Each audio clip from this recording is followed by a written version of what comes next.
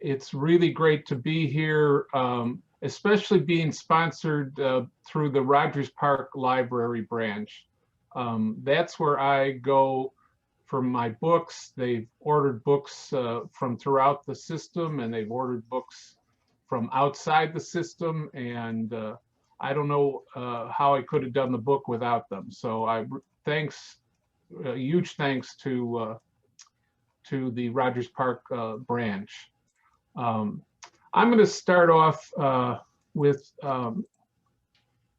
sharing my screen so you can see my slideshow here. And the one thing before I get started, I have to point out that this is a transit book in as much as it's about the elevated loop. But I'm not a transit expert. I talked about a month or so ago to a group of 150 railroad enthusiasts, and they really know transit and the gauge of the tracks and the types of cars and all that. And I don't really know. I wrote this book as coming out of my urban affairs background, and I was looking at how this transit structure that was built, how it impacted Chicago. And so there are historical things that I don't get into in the book and that I'm afraid I don't know. So if there are questions you have that are very technical, that don't have to do specifically with the elevated loop, I probably can't answer them. So I'm sorry to start off with a pleading of ignorance, but that's where it's at. As Alexis said, this is my book. I love the way the Southern Illinois University Press created the cover with the title and my byline using the colors and the forms of the CTA signage. And then that photo below it is a photo that a friend of mine, Steve Kagan, took. And it's just this wonderful, wonderful photo. It's a rare photo. You don't really see the elevated loop this way very often. You have to be in a very tall building and you have to be right on a line with it. So I'm just really appreciative to Steve for taking the picture because it really it shows the reality of the elevated loop today and its presence in the center of the downtown of Chicago as this really important structure. Here's a picture. This is from about 1907 or 1908. And the elevated loop was built in 1897.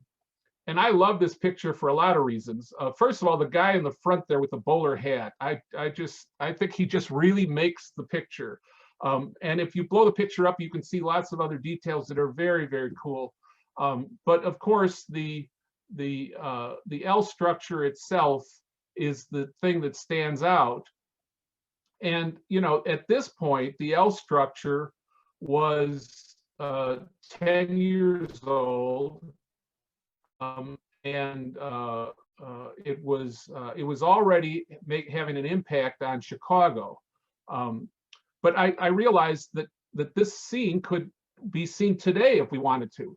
So I went out to the same spot that the original picture was taken, and I took a picture. The lighting's a little different for a variety of reasons. I think because the buildings on the east side are putting the buildings on the west side in shadow. But you can see a lot of the same buildings that were here in 1907 and are here in 2018 when I took this picture of this building and this building.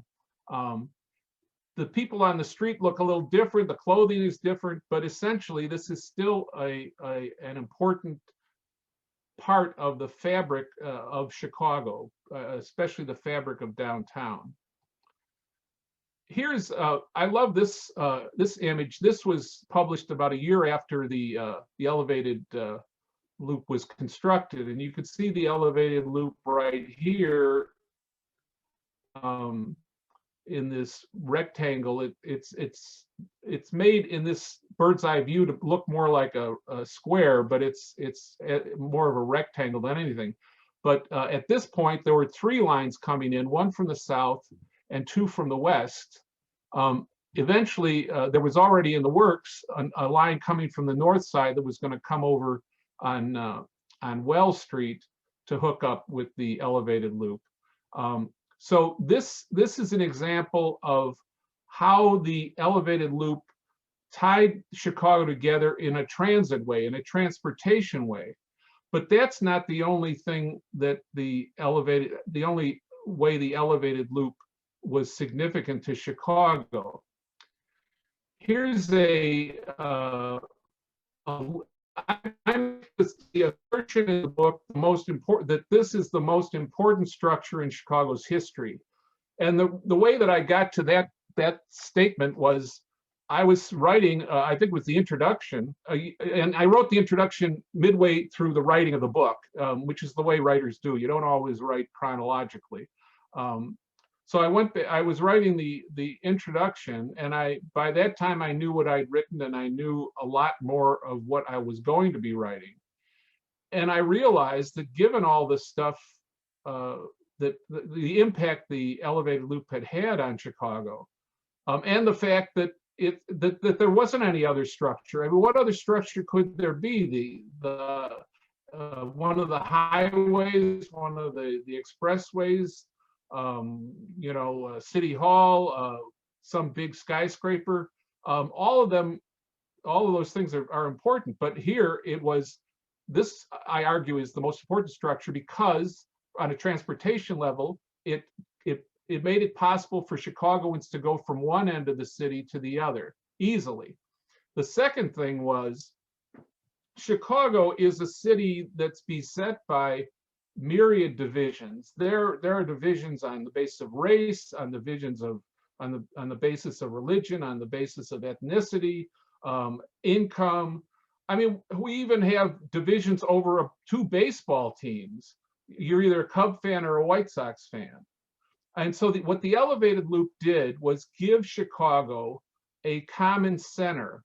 And this was the place where everyone felt it was their second neighborhood. Everybody felt comfortable there. You might be out in your neighborhood and feel comfortable, but a lot of other places in Chicago, especially around the turn of the century, where national groups were so strong and so competitive and so antagonistic, that you might feel scared to go to another neighborhood, but nobody felt scared going downtown. Downtown was the city's playground in a way. And then the key thing, in addition to those two, is that the elevated loop marked off the richest property in the city. And because it focused investment in this small area, the downtown became so important to the people who invested there that they couldn't walk away from it the way people who had invested in downtown Cleveland or downtown Omaha or downtown Detroit did. So this really helped when in the 60s and 70s, when all the suburban malls were being built. The elevated loop helped the Chicago downtown survive that, and even survive the movement of a lot of its commercial shopping up to Michigan Avenue. And it survived and got through that, and has been blossoming over the last 20, 30 years. So without the elevated loop, a lot of different things would have happened, and Chicago would have been much weaker to face the suburban threat. Here, by the way, is a look at the loop in how small it is compared to the rest of the city, and yet the rest of the city felt ownership of the downtown, and so it was this thing that brought Chicagoans together in a way that nothing else did. In fact, on New Year's Eve, every year for going up to the 80s, Chicagoans would gather downtown on New Year's Eve to celebrate the coming of the new year. And look at this. I mean, it was the place where Chicago went to celebrate, went to have fun, and went to enjoy itself. Not just on New Year's Eve, but all year. It was a place that people would want to go to and enjoy going to. Now I'm going to try to tell a few stories here. And the first one I want to tell is, I titled the chapter, Raise the Loop, Tear Down the Loop. And this was something that was talked about even before the elevated loop was built, or was finished, was completed. There was talk about tearing it down even before it was finished. And then after it was finished, here are some examples of people moving to get it taken down, wanting to get it taken down. The Tribune called it a cancer in 1900. In 1908, Mayor Fred Bussey said it ought to be taken down. There were plans in 27 and 37 for the removal of the elevated loop. A CTA plan in 54 was included replacing the old elevated structure. In 62, 63, 65, 66, all these were plans to get rid of the elevated loop. And the problem was that it was seen, well, let me go back here. It was seen as something that was ugly and dirty and gritty, and it wasn't pretty in the way people thought of prettiness in architecture and in design. In fact, we've come to like it, love it for its character. It is something that's really a representative of the character of Chicago, but that's because of the things that happened in the 70s that made it, that blocked efforts, the last efforts to tear it down, which I'll get into in just a minute. But first, I want to talk about a personal story. This is a picture from about 1962 of the downtown Chicago, and that building to the right, the Prudential Building,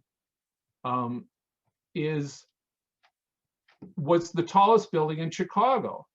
And so my brother and I and our friends would get on the elevated loop out in Austin on the west side. We'd walk over to the Lake Street L.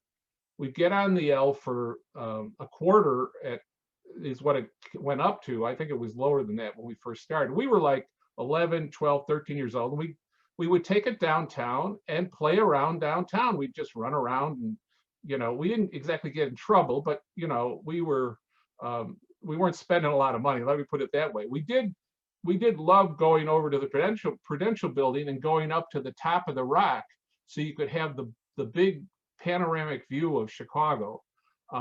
Now the Prudential Building is a stumpy building that's surrounded by much bigger structures.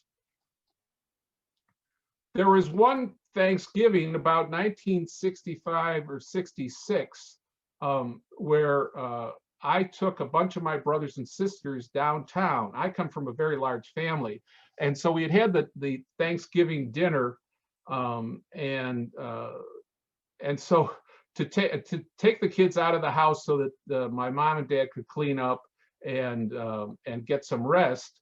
There were about 6 or 8 of us that walked again to Lake Street, came downtown. We went over to the General Logan statue, and we have home movies of my brothers and sisters rolling down this hill.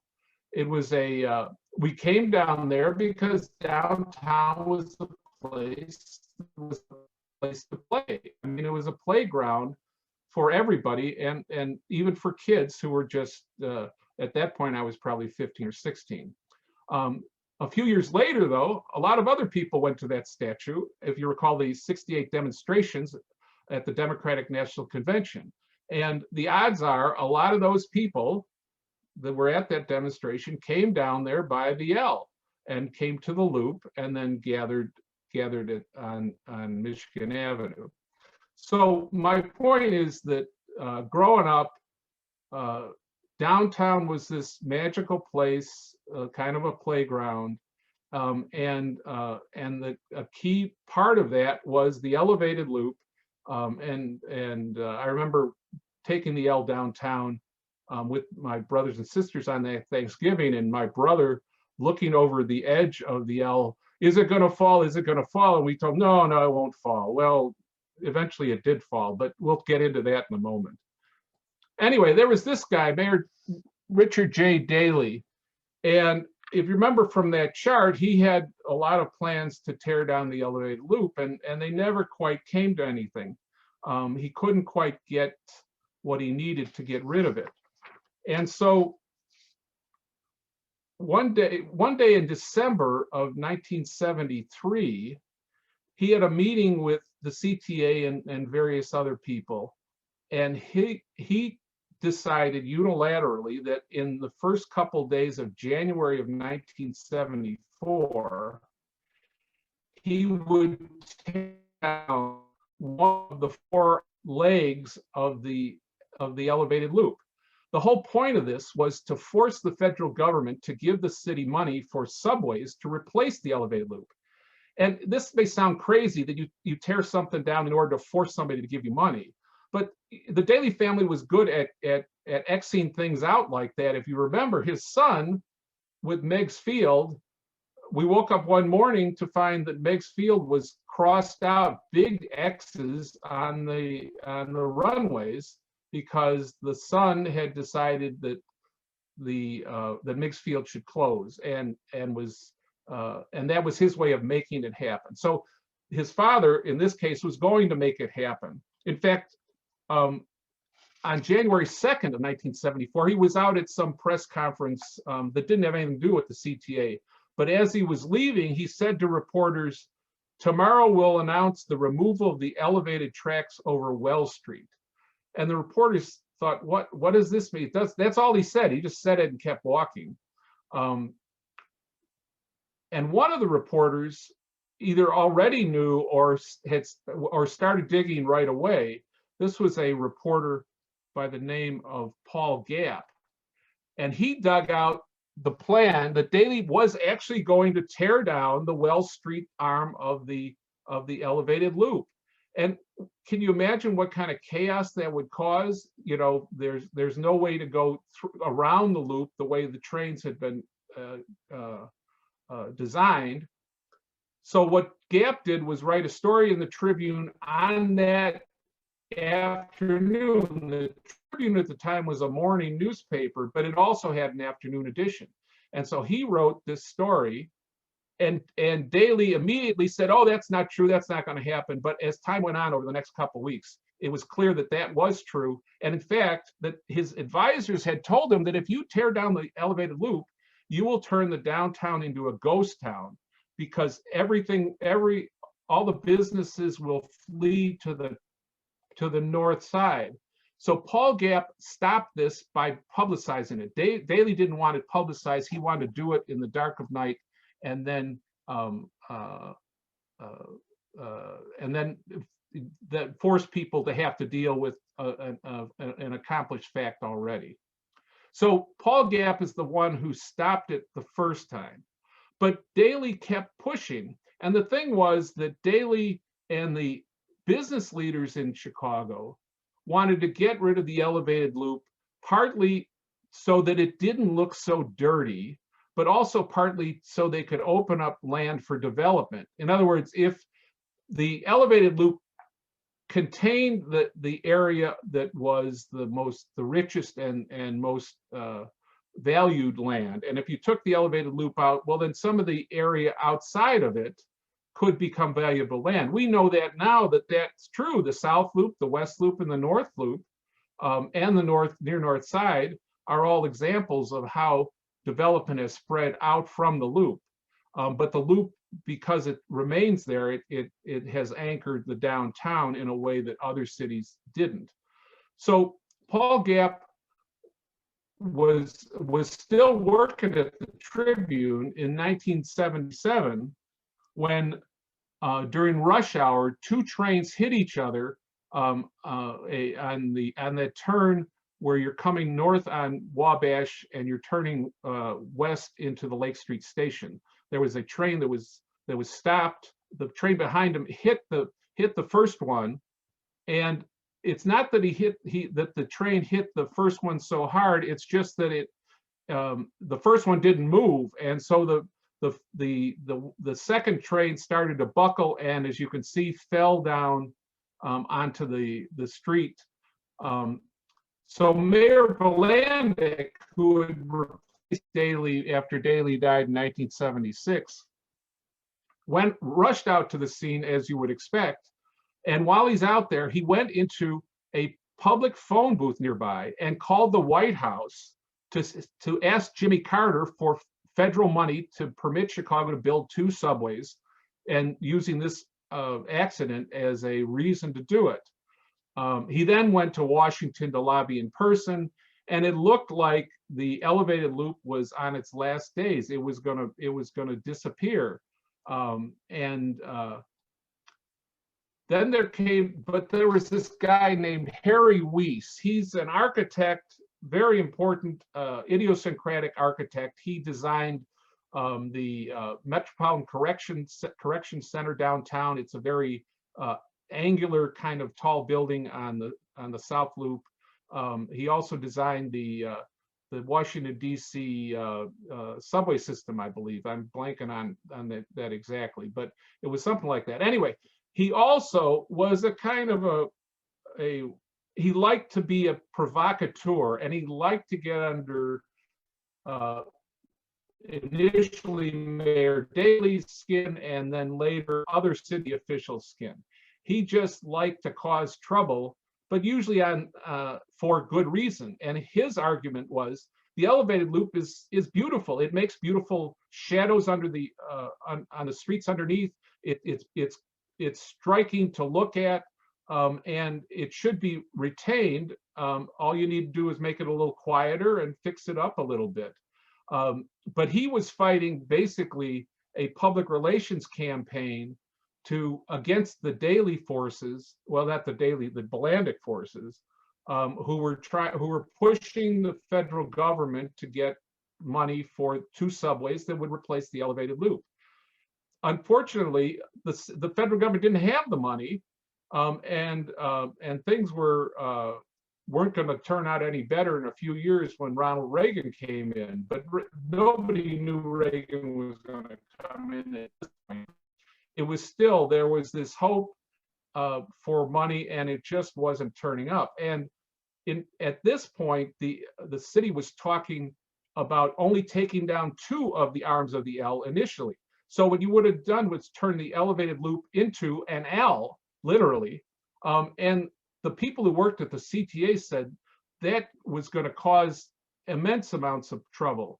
And so they were trying to stop it. But remember, at this time, like today, the CTA is separate from the municipal government, but really it was under the thumb of the city leaders.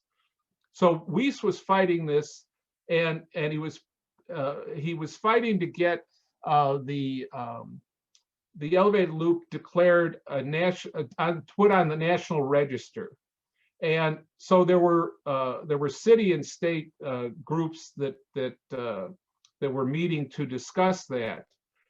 And one of the groups, is an unofficial group, but it's the Landmarks Preservation Council. They've been founded a few years earlier to protect landmark buildings and landmark structures. And so they voted in December of '78 to endorse the plan to tear it down. And Gap, when he wrote the story, talks about how extraordinary it was for this group that's designed to preserve buildings, went out of its way to say that the elevated loop should be taken down. And when you look at the minutes of the meetings that discuss this, what you find is some of the people on the Landmarks Preservation Council liked pretty buildings so much that they wanted to get rid of the elevated loop so you could see the pretty buildings better. And their recommendation went to the state group that eventually recommended against the National Register. The problem, or the issue, was still bubbling though. It looked like the elevated loop was going to go the way of the dinosaur, but it was still bubbling. It still had life. When in February of 1979, in a totally unexpected election result, Jane Byrne won the mayor's office from Mike Bilandic, and that was because Bilandic had totally failed at snow removal and over that winter, which was such a terrible winter. So she came in and quickly realized that the federal money for subways was not going to come, but there was money that she could get otherwise. And so she got that money not to build subways, but to refurbish the elevated loop, as well as use for a lot of other things. So in 1978, 79, or well, actually in the 70s, the loop was saved by three people: Paul Gapp, Harry Weiss, and Jane Byrne. And if they had not done what they did at that point, it's certainly possible that we would not have the elevated loop that we have today. Now let me go to another story, and this is Build the Loop. And this is how the loop got built in 1897. This guy, I love this guy. This guy is John Alexander Low Waddle. You probably never heard of him. In fact, it would be rare for you to hear of him unless you're a bridge engineer. He was, at the end of the 1890s and throughout the first decades of the 20th century, the premier builder of bridges in the United States and around the world. See those decorations on his lapel there? He loved these. You could tell he's a very flamboyant guy. Look at that hair up there. It's like something from the Wizard of Oz. And that mustache, how did he eat soup? I don't know. But so all these awards, he got awards from Japan and 3 other nations where he built bridges. And many of his bridges around the country are landmarks and are still in use today. He was this tremendously important bridge builder.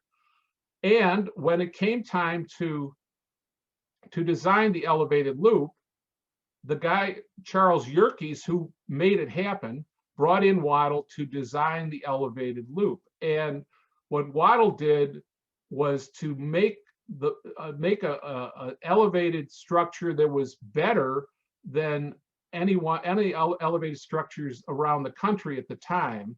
And he made it in a way that protected people, and it's kind of elegant in its way. And in some ways, though, it also looks like each section's a bridge. And in a way, I call it a rectangular bridge in my book. He created the elevated loop in a way that the loop itself is a bridge from the north side to the west side to the south side. It's this bridge of Chicago, of how to get from one place to another in a way that's really pretty spectacular. No other city has anything like the elevated loop. Now, the reason the elevated loop got built has to do, to start off with, the cable car loops that were put in starting in 1882 and going to the early 1890s. There were 6 cable car companies, or 6 cable car lines, and each one, when they would go downtown, they would go around a couple blocks and go back the other way. So you'd come in this way, or you'd come in this way, circle around, and come back. So these were loops. Each of these was a loop, and you can see how crowded this made the downtown area. There was every street almost had an elevated, or not an elevated, had a cable car loop on it. Now these cable car loops were grooves or cut in the center of the street where the cable car would latch onto a cable, and that it would be pulled around. So even though all these loops tied up traffic in terms of being added stuff to the streetscape, they weren't they didn't look like much. They in fact looked like, you know, just the street. Now the reason, because of that, when the elevated loop or the elevated structure lines started being built, the city council forced them to stop outside of the downtown area. This is the pink there is the area that that is the loop that eventually got built. But what the city council didn't want to happen is this kind of craziness, but instead of being cable car loops, to have those all elevated loops. Can you imagine what the downtown would look like if you had elevated loops like that? So they stopped them all on the outside, and what you'd have to do is you'd have to get out here at Congress Street and walk in, or take a cable car or something. Same with the other terminals. This terminal didn't get built until the early 20th century, but it was on the drawing board, so everybody knew it was going to happen. So the powers that be realized we have to have just one loop, what they called a union loop. Now, union was a very popular name because that was the name of the army of the nation's army in the Civil War, the Union Army. So there's lots of union things, and so calling it the union loop made a lot of sense. So they wanted a union loop, but they couldn't. Each of these companies was owned by somebody different. So there are 4 different owners, and they didn't get along and they couldn't cooperate. And at least 2 of them were on the edge of bankruptcy. Enter Charles T. Yerkes. Yerkes came in, and he was something of a, well, let's put it this way, he was corrupt. But so were a lot of people who were dealing with politicians at the time. He would bribe people and he would blackmail people, and he was just very good at it. In fact, Carter Harrison II, who was mayor at this time, later wrote that he had a lot of admiration for Yerkes' skills. He just didn't like the way they were applied. And he said a lot of the Chicagoans disliked him a whole lot because he just did it better than they did.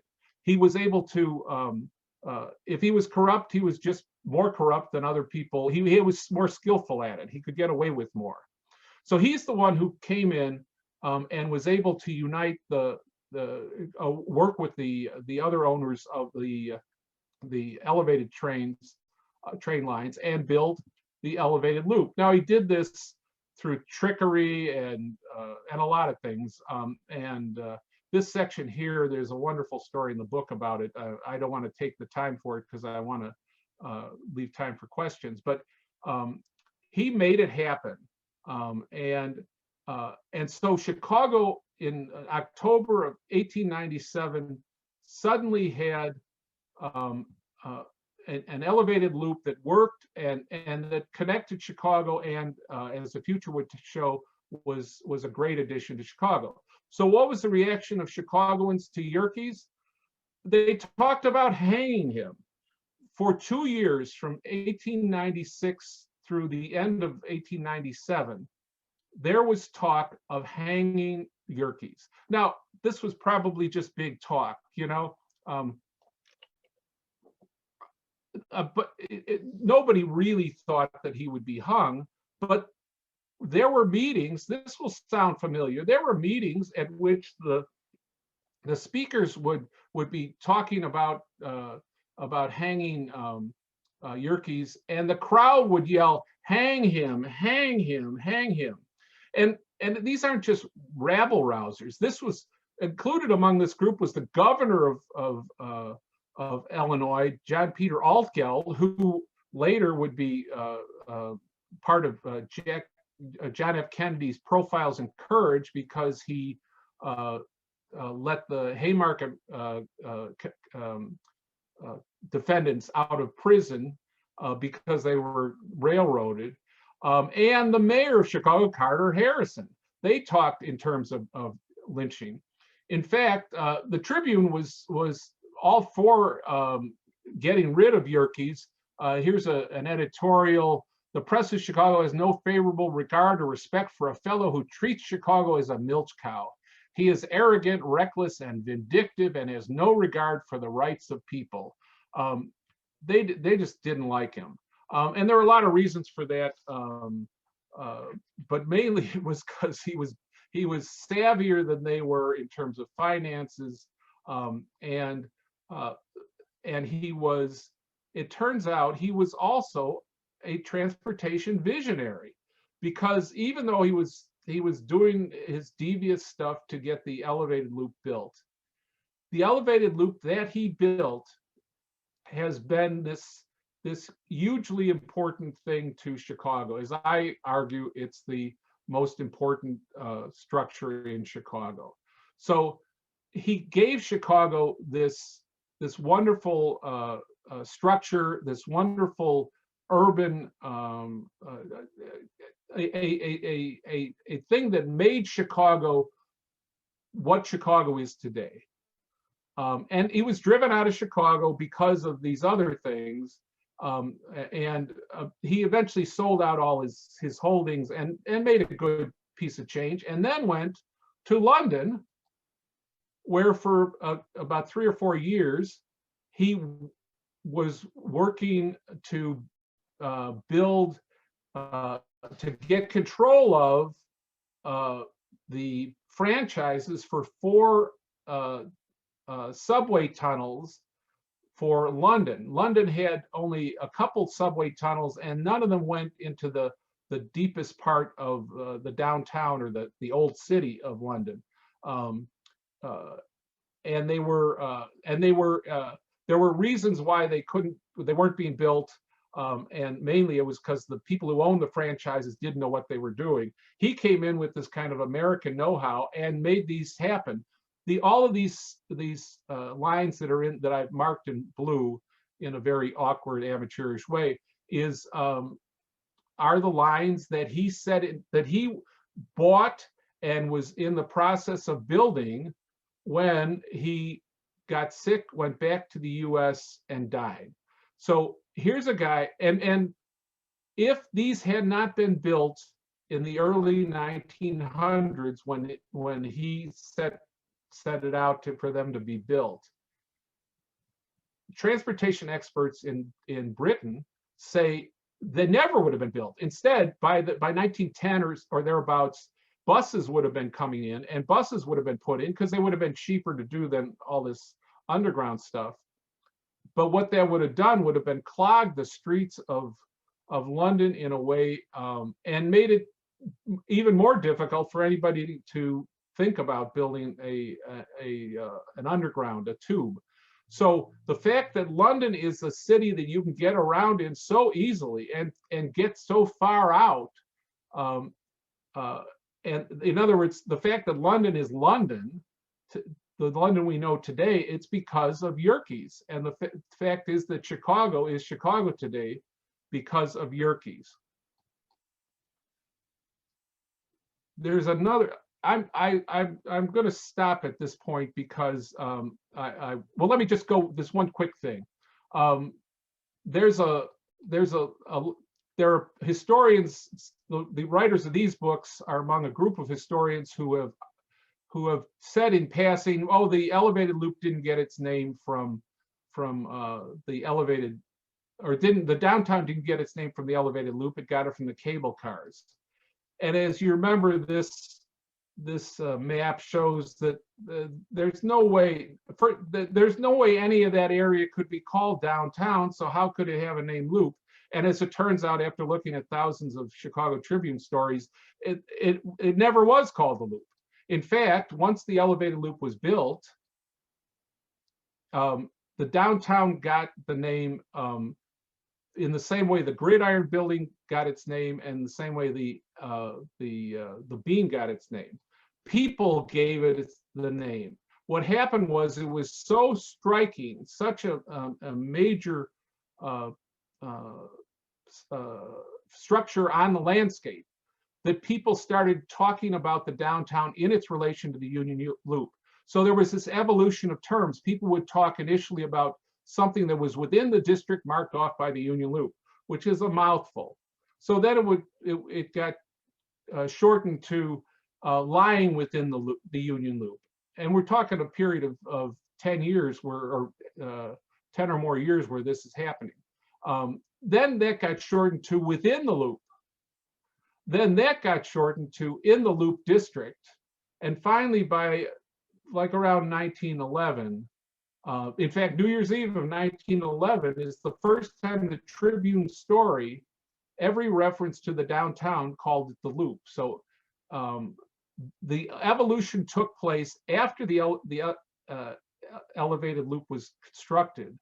And it took place not because someone said do this, but it took place because the people just started referring to it that way because it just made so much sense. It was this structure looming over there every day. The sound, they could hear it. It was this tremendous visual, and a lot of them took the L. So anyway, that's where I'm going to stop, and because I want to leave enough time for questions. So I'm going to turn this off, and I'm ready for questions.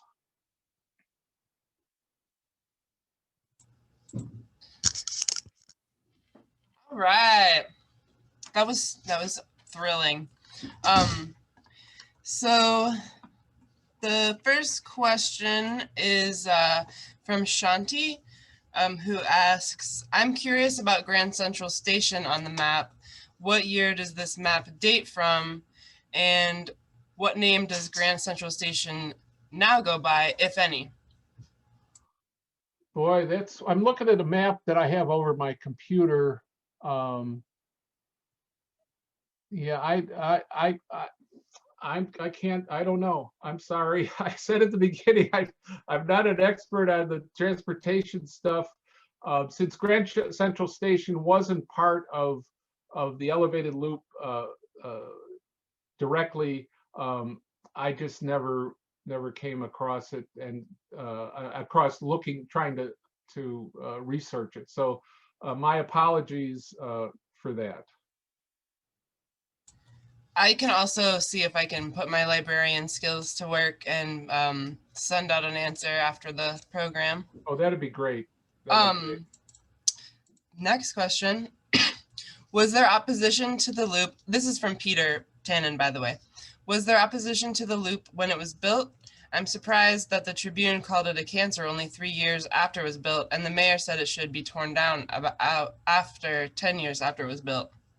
Well, what happened was everybody wanted this elevated loop, and so they built it.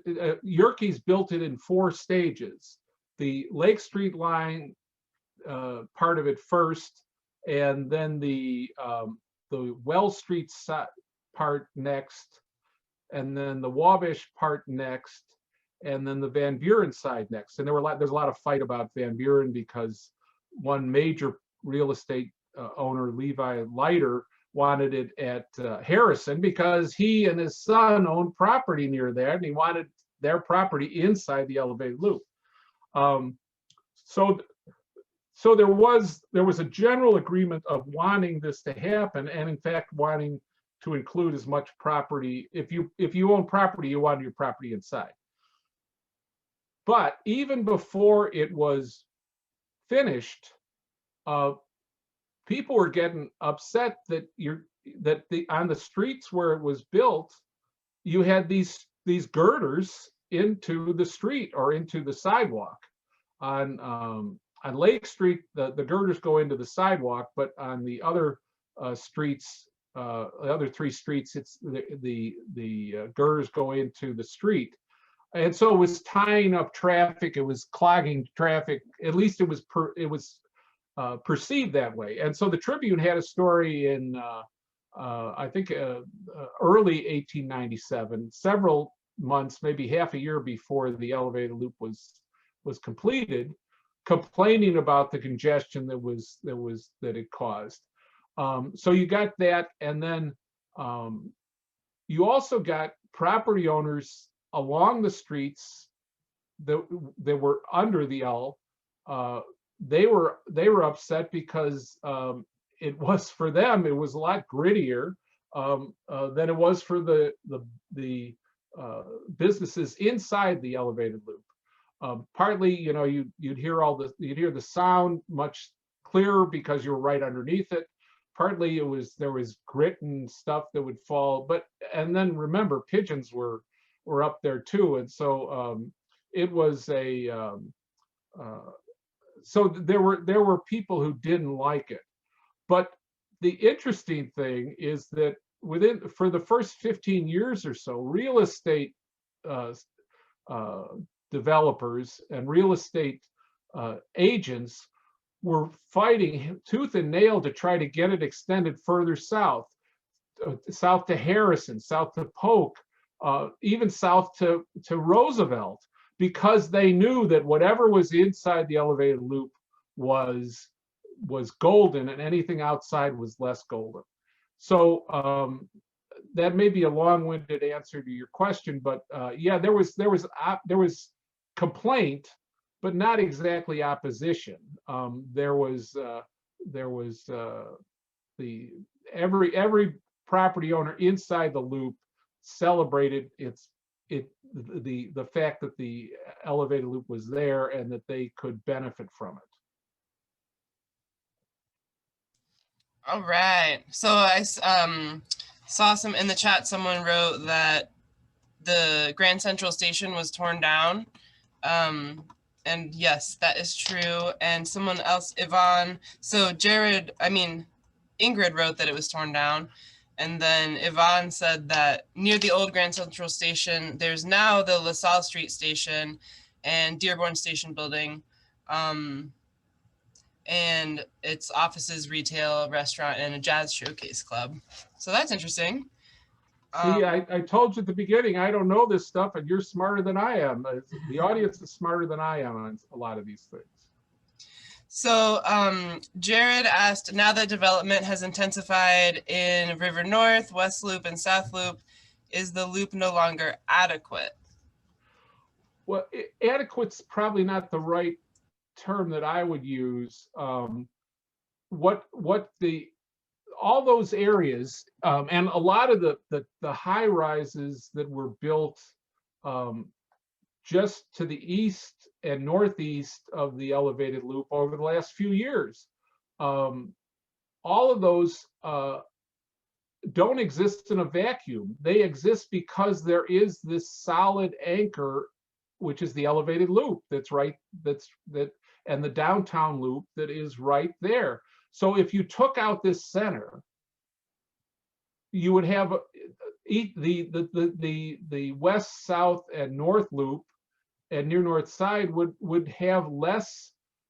They'd be much weaker because they wouldn't have the what the elevated loop brings, which is this core. You know, you in a way don't have to choose, do I want to go to the south loop or the west loop or the north loop or the east loop, which never use that term, but that's the area to the east. You go downtown and then you have all these choices to go. In fact, I think I mentioned this in the last chapter of my book. If you fly over New York City, Manhattan, you see two clumps of high buildings, one up near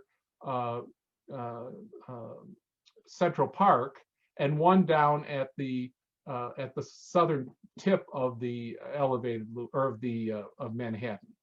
In Chicago, what you see is one huge clump that runs from basically Roosevelt up to North Avenue out to Halsted, and in some cases even further west, these huge buildings, this big conglomerate of buildings, and all of those are the children of the downtown loop, and they're able to exist because they're interconnected.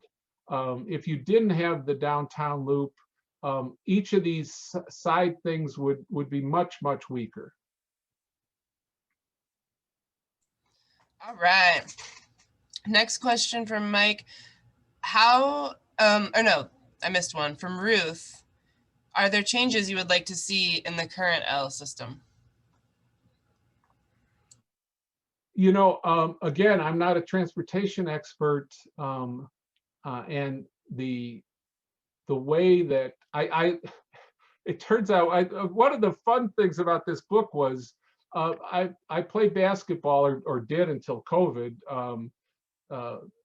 every Sunday at our church gym, and we've been playing since '95.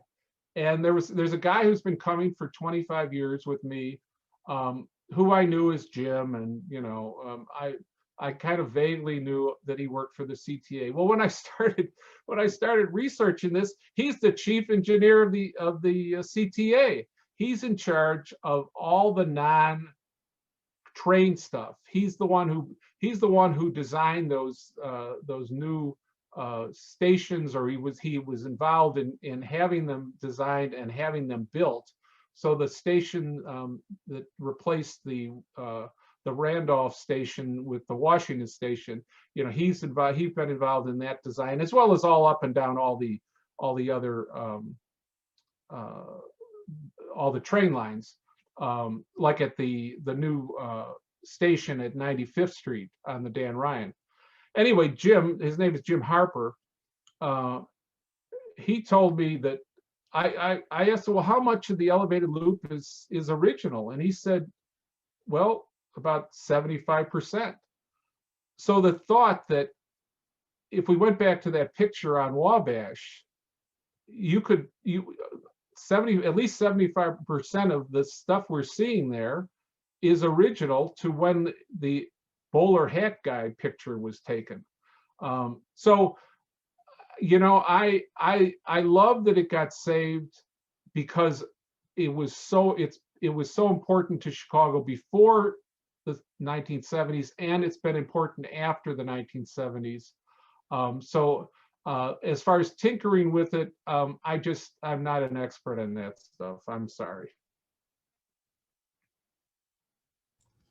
All right. That's interesting that 75% of it is original. Next question from Mike. How has clout in relation to the loop changed over the decades? Well, clout is what it's always been, which is who's got the money. And so there was in the early 20th century, the Democrats and Republicans it wasn't held by Democrats all the time. There were some Republican mayors. So Republicans or Democrats would be in City Hall. That would change, and so there would be particular clout of who their friends were and who were getting contracts and whatever. But in Chicago, like as in most other places around the country, the people who have a lot of money will find ways to work with whoever's in City Hall. And so that's, I think, part of the reason why Daley and why those lists of mayors were trying to get rid of the elevated loop. It's because the powerful people, the people with a lot of money, wanted to get rid of it in order to make the downtown look prettier, but also to increase the possibility of development of real estate development.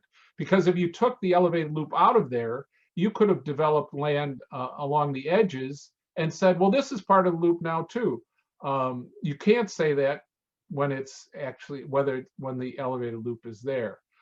So Daley and all those mayors, I think, were going along with these powerful guys. But the powerful guys, and I'm using guys because they were pretty much men, um, they they weren't thinking of how the elevated loop had locked in their value and built their value. I suspect a lot of them were people who had property along the edges on the outside, and they wanted to find ways to make it more valuable. So it's all about whether who owns who's got the valuable stuff, who's got all the money, and that's part of the reason why over the first 15 years after the elevated loop was built, there were all these efforts to try to stretch it further south in order to add more property inside the loop.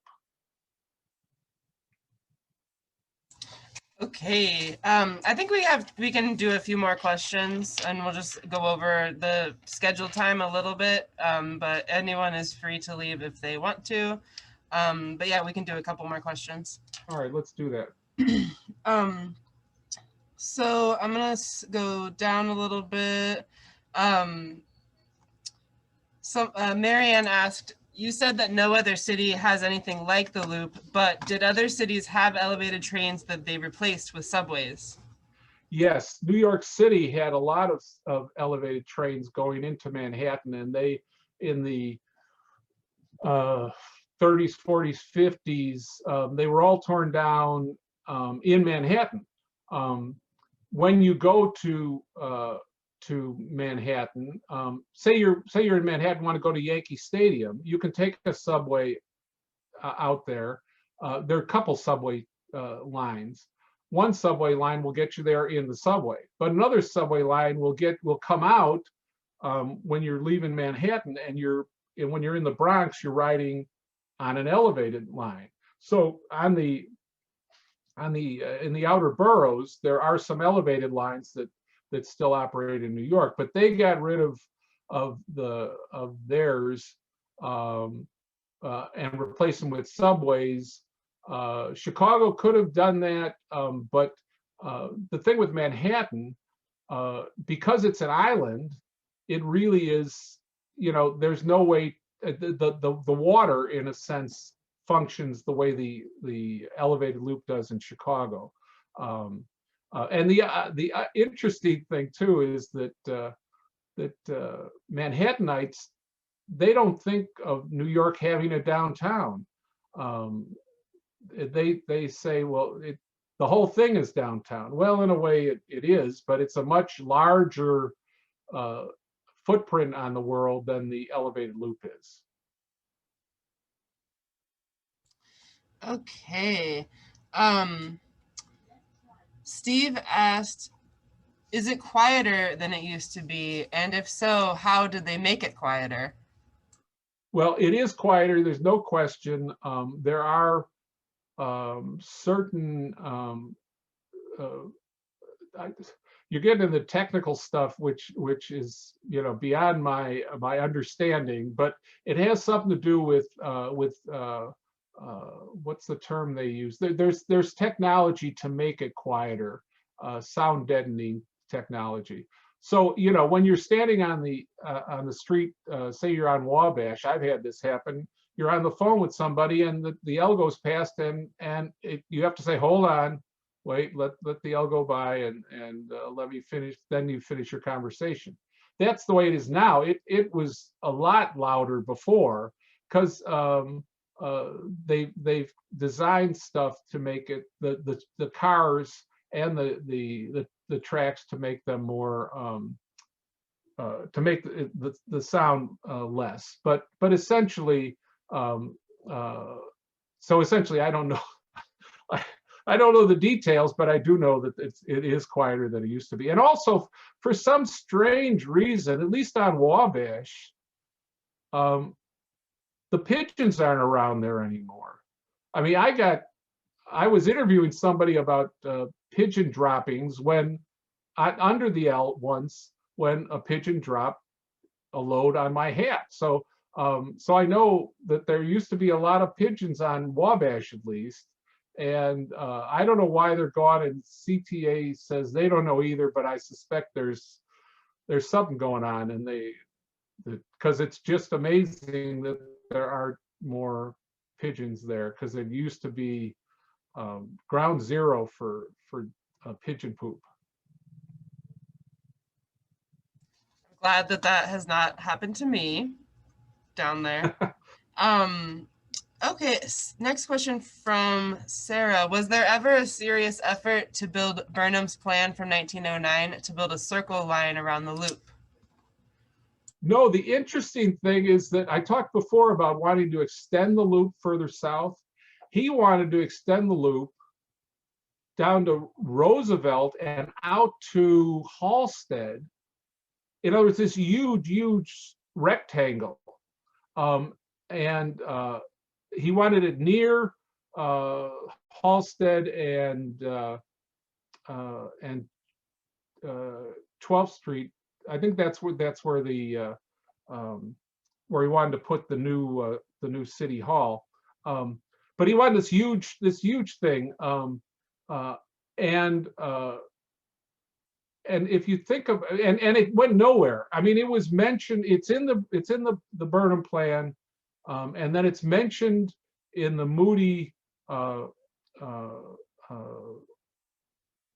There was this primer that was made for school children to learn about the Burnham plan as a way of kind of propaganda to get them to buy into the Burnham plan and then tell their parents about the Burnham plan, so the parents would vote for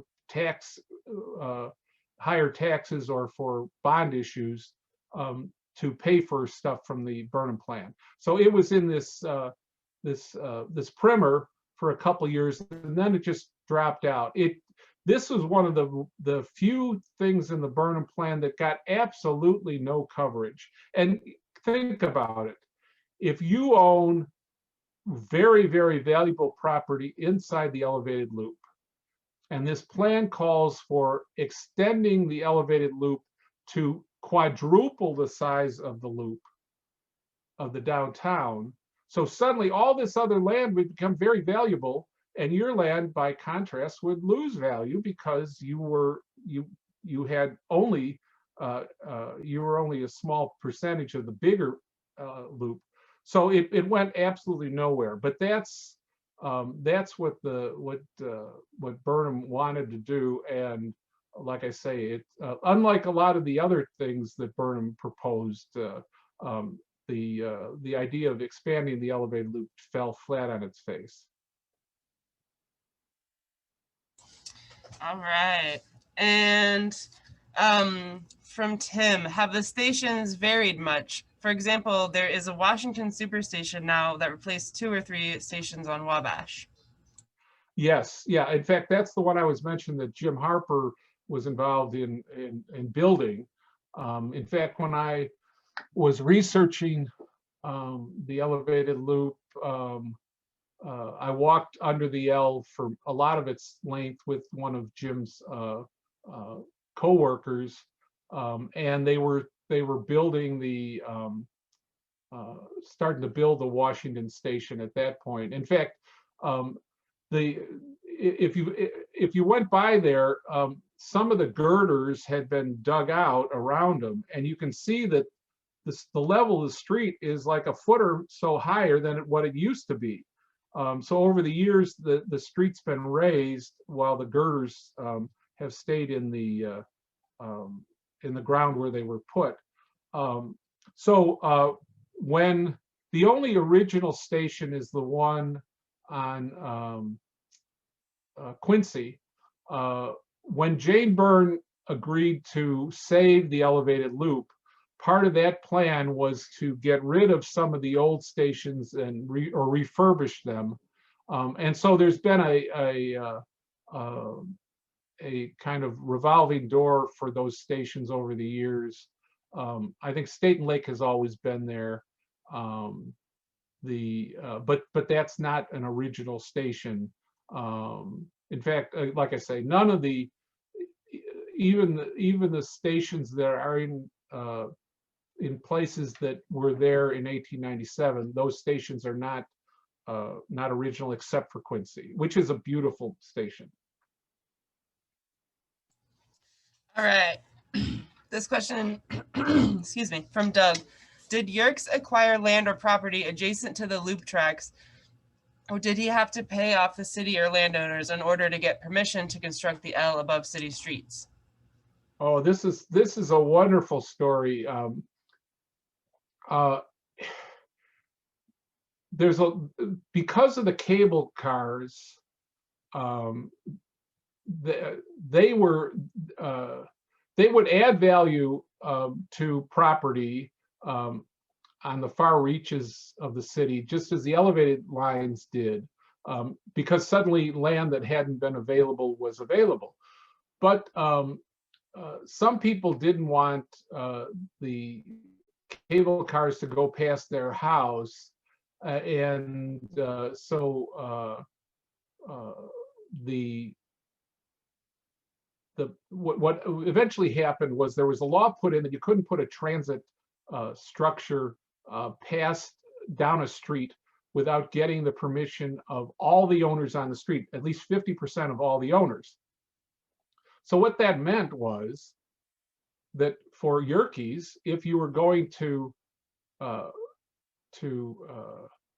build the elevated loop, you had to get the permission of the owners on each of the 4 streets. Well, by this time, the owners, when these transit things came up, they asked for money. They said, you know, I'll give you permit. I will give you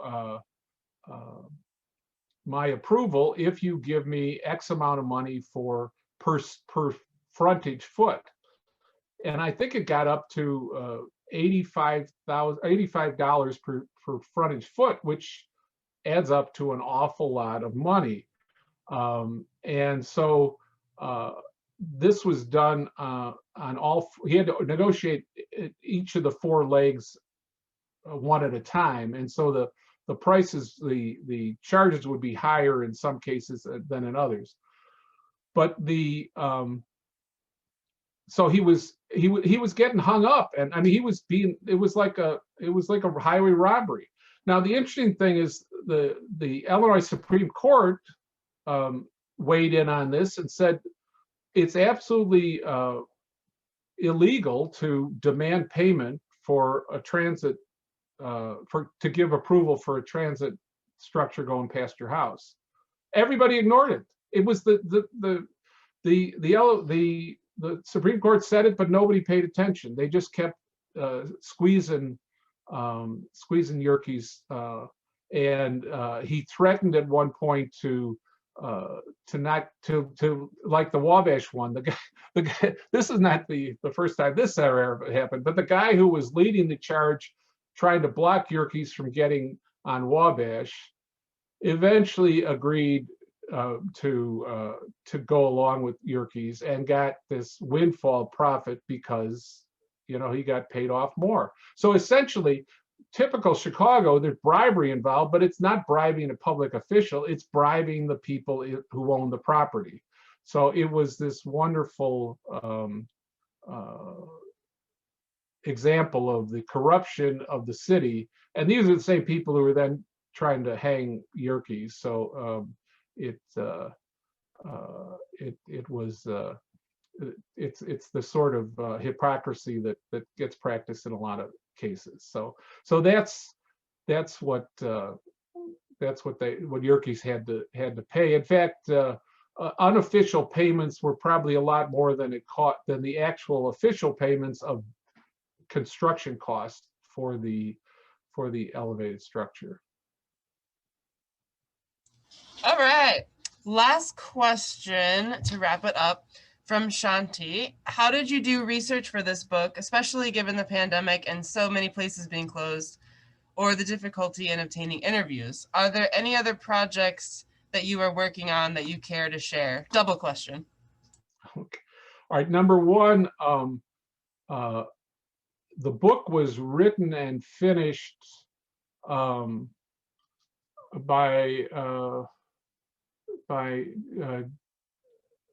July of 2019. And so that's when I turned it in. There was editing and a variety of things had to be done. So that was all being done without needing new research. So that was, luckily, if COVID had hit in 2018, that would have made some of the research more difficult. The thing, though, is that most of my research, as you mentioned, there's nobody to interview, and Yerkes, like Mayor Richard J. Daley, and like a lot of powerful people, don't leave a lot of papers. So it's not like you go to the Yerkes papers, because there aren't any. What I did was I was using the basically the Tribune database that's available through the Chicago Public Library. Again, thank you, Chicago Public Library. I never would have been able to research this, because what the Tribune, because it's complete going back to the 1850s, if not earlier, I could track, first of all, whether the downtown was called the Loop at all in that period between 1882 and 1897. So I was able to, by reading thousands of stories, and not only the Tribune, but other papers as well. But like I say, the Tribune was this complete record. I could track how it was used, and I could say absolutely that it was not, the downtown was not called the Loop. In addition, I was looking at contemporary novels and contemporary nonfiction books, as well as memoirs, later memoirs, like memoirs by Clarence Darrow and